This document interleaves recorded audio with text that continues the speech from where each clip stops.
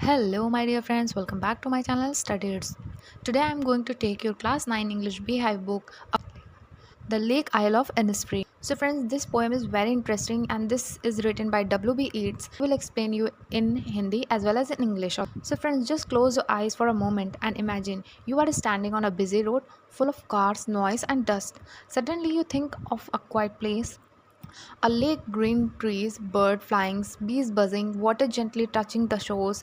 Wouldn't you want to escape there? That's exactly what Irish poet W.B. Yeats talk about in this beautiful poem, The Lake Isle of Innisfree. This poem is not only about an island in Ireland but also about peace, nature, and human souls' deep longing for simplicity. Today we will understand this poem line by line in details. So friends, एक minute के लिए आप अपनी आंखें बंद कीजिए और सोचिए आप किसी व्यस्त सड़क पर खड़े हैं या फिर आप मान लीजिए रोड पर खड़े हैं। क्या सुन रहे हैं? शोर, धुआं, ट्रैफिक या भागा दौड़ी आप देख रहे हैं और आपके कानों में कार की आवाज़ें जा रही हैं। अचानक आपके मन में एक शांत जगह आती है और दूसरी साइड आप ये सोचते हैं कि आप किसी झील के किनारे खड़े हैं। वहाँ की हरियाली, चिड़ियों की चहचहाट और वहाँ का वातावरण और पानी की धीमी धीमी आवाज़ आपको काफ़ी ज़्यादा आकर्षित कर रही है। तो आप कौन सी जगह ज़्यादा पसंद करेंगे, सड़क वाली जगह या फिर ये शांत जगह? यही इसी कविता में बताया गया है। क्या आप वहाँ जाना चाहेंगे? के शोर से दूर प्रकृति के बीच एक साधारण और शांत जीवन जीने की इच्छा व्यक्त कर रहा है। यही इसी पोयम में समझाया गया है। तो चलिए बिना किसी देरी के स्टार्ट करते हैं आज की poem. So friends, before taking this poem line by line, first we will see W.B. Yeats. W.B. Yeats was one of the greatest Irish poets. Later, he won Nobel Prize. As a child, Yeats often visited Loughill, a lake in Ireland, where there was a small island called Innisfree.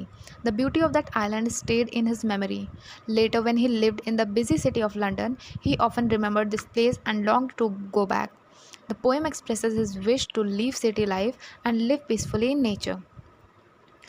तो दोस्तों, जो W.B. Yeats थे वो बचपन में अपने Ireland में एक लवगिल झील के पास गए थे। वहाँ पर उस झील को देखकर, इनिसफ्री झील को देखकर, उसकी सुंदरता को देखकर वो काफ़ी ज़्यादा मोहित हो गए थे। यानी उनके बहुत प्यारी जगह वो लगी।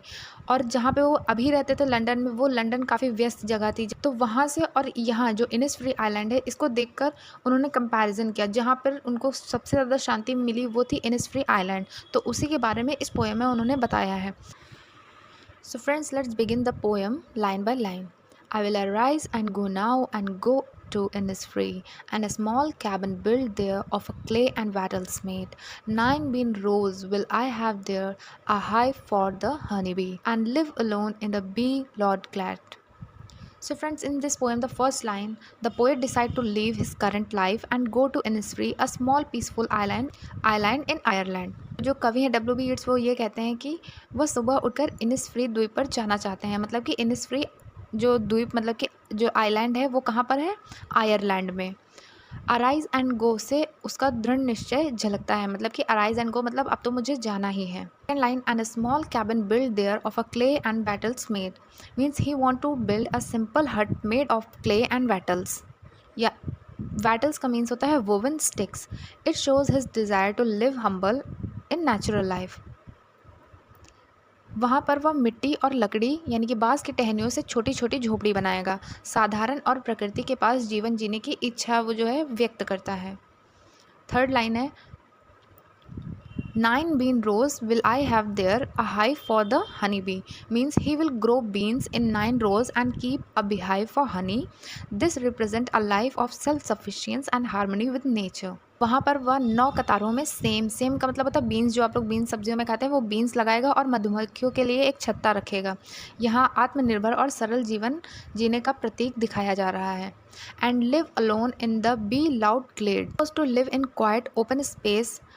Open space, glad means open space filled with buzzing of the bees. The poet seeks peace in solitude, away from society. वह ऐसी जगह अकेले रहेगा जहाँ मधुमक्खियों की भनभनाहट गूंजती होगी।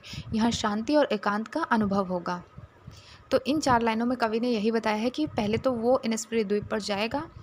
वहाँ पर वह मिट्टी और लकड़ियों से एक छोटा सा अपना घर बनाएगा। साधारण जीवन जिएगा, प्रकृति के पास अपनी जीवन जीने की इच्छा रखेगा। वहाँ पर वह वहाँ पर खेत में वह बीन्स उगाएगा और मधुमक्खियों के लिए छत्ता रखेगा, और ऐसी जगह पर रहना चाहता है जहाँ पर शहर की आवाज़ें ना आती हों, सिर्फ प्रकृति की शांति और एकांत का अनुभव होता हो। Move on to next stanza. And I shall have some peace there, for peace comes dropping slow, dropping from fields of the morning to where the cricket sings. There's midnights all a glimmer, and noon a purple glow, and evening full of the linnet's wing. And the first line, and I shall have some peace there, for peace comes dropping slow. The poet feel that Innisfree will bring him inner peace. Peace come gradually, gently, like a nature itself. He imagined, second line, the dropping from the wheels of the morning to where the crickets sing. He imagined peace descending with the morning mist and the sound of crickets. This line highlights the calm beauty of the morning. There midnight all glimmer and noon a purple glow, means midnight shines faintly, perhaps with the stars, and noon has purple glow, maybe the reflection of sunlight on the water.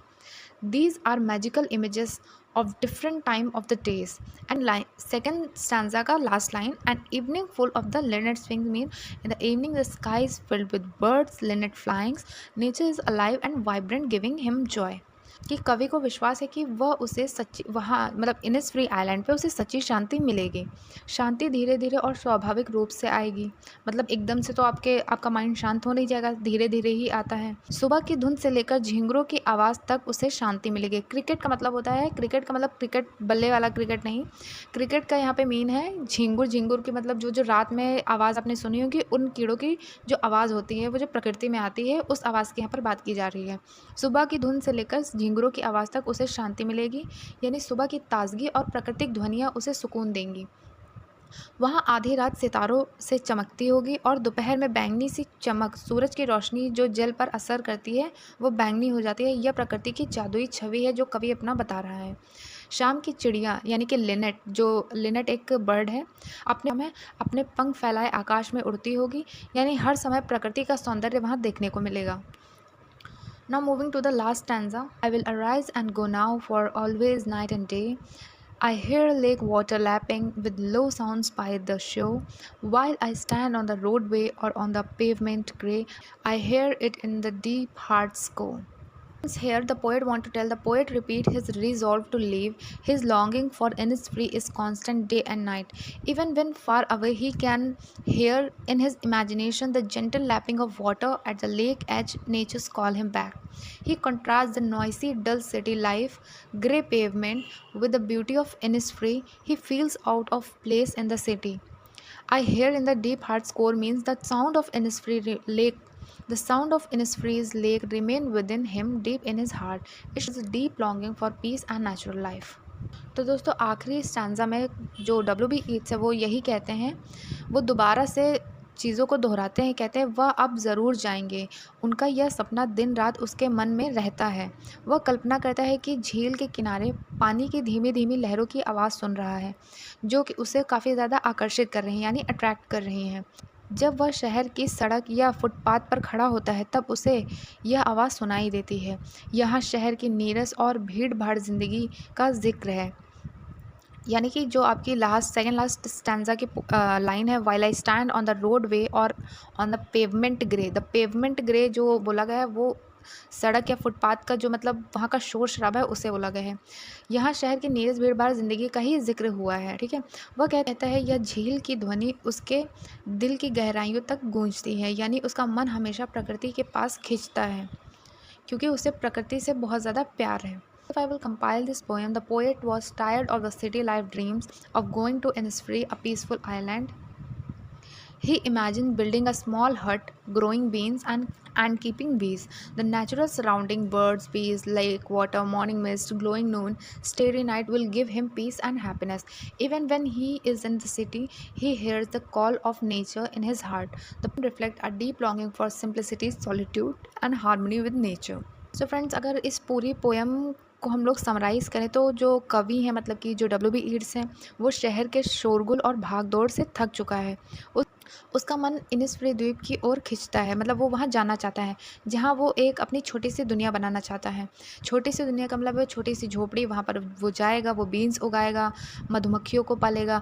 वहाँ की सुबह की ताजगी, दोपहर की चमकदार सौंदर्य यानी कि दोपहर दोपहर का चमकदार नज़ारा, शाम की चिड़ियों की उड़ान और रात के सितारे उसे सच्ची शांति देंगे। भले ही वह अभी शहर की सड़कों पर है, लेकिन उसके दिल की गहराइयों में हमेशा झील की लहरों की आवाज़ और प्रकृति का आह्वान गूंजता है। तो फ्रेंड्स, ये थी डब्ल्यू बी ईट्स की ब्यूटीफुल पोएम जो कि नेचर पर बेस्ड है। So the Lake of Isle Innisfree is not just about one island in Ireland, it is about every person's secret dreams, the dreams to escape noise and stress and to live in peace close to nature. When we read this poem, we realize how important it is to sometimes step away from the busy life and spend time in nature.